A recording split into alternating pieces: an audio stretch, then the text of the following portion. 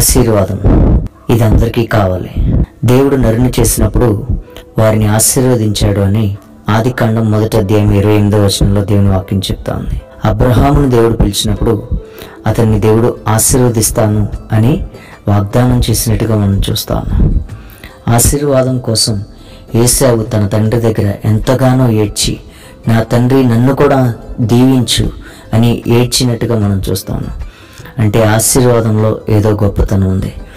ఆశీర్వాదం లేకపోతే మత్తయి సువార్త 25:34 దేవుని వాక్యం ఏం చెప్తుందంటే, ఆశీర్వదించబడిన వారు మాత్రమే దేవుని రాజ్యానికి వెళ్తారంట. శాపగ్రస్తమైనది ఏది దానిలో ఉండదు అని ప్రకటన గ్రంథం 22:3 దేవుని వాక్యం చెప్తా ఉంది. ధనవంతులైతే ఆశీర్వాదమా?